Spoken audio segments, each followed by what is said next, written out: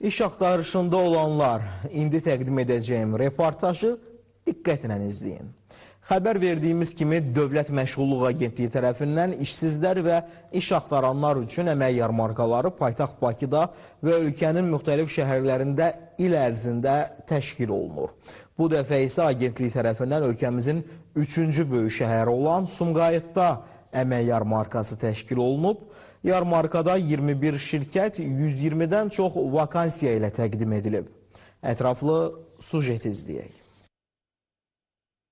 İqtidai sinif müəlliməsi əczaçılıqla bağlı. Operator, şirniyyatçı, belə işlərlə maraqlanırıq. Kifayət qədər müraciət edənlər oldu. Müəllim vakansiyası üzrə iştirak edirik. Gənclərə daha çox yer verəcəyik ki, onların potensialını üzə çıxartmaq və ilk təcrübəsi ilə bizdən başlasın. İş axtaranlarla işə götürənlər bu dəfə Sumqayıt şəhərində görüşdü. Əmək və Əhalinin Sosial Müdafiəsi Nazirliyinin tabeliyində Dövlət Məşğulluq Agentliyi tərəfindən təşkil olunan əmək yarmarkasında 21 işə götürən tərəfindən ümumilikdə 120-dən artıq vakansiya təqdim olundu. Yarmarkada dövlət və özəl sektoru təmsil edən işə götürənlər, işsiz və iş axtaran şəxslər iştirak etdilər.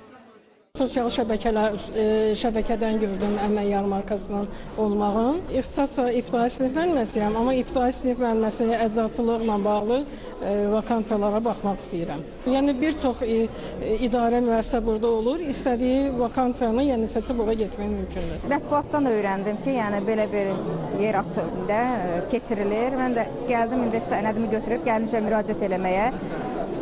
Operator, şirniyyatçı işləri ilə maraqlanıram. Uyğun bir iş olsa inşallah.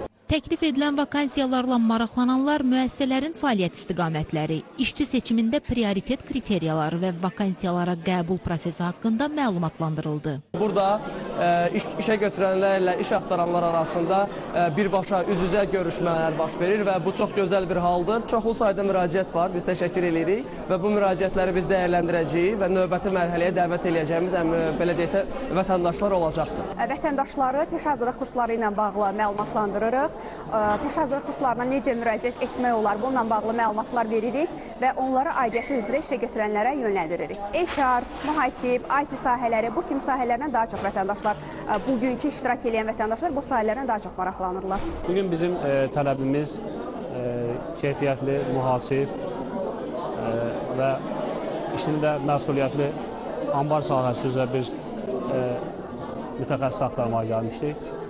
Bir neçə CV qəbul etdik. CV olmayanlardan əlaqə nömrələri və müəyyən məlumatları qəbul etdik. İşsiz və iş axtaran şəxslərə vakansiyalar üzrə iş öhdəlikləri barədə məlumat verildi və müraciət edən şəxslərin CV-ləri qəbul edildi. Eyni zamanda uyğun namizədlərin qeydiyyatı aparıldı. Tədbir iştirakçıları agentlik tərəfindən icra olunan aktiv məşğulluq tədbirləri barədə məlumat almaq imkanı da əldə etdilər. Təqdim olunmuş vakansiyalarda minimum əmək haqqı 400 manat, maksimum əmək haqqı vakansiya uyğun olaraq dəyişir. Təqdim edilmiş vakansiyalardan sürücü, operator, qənnatçı və s.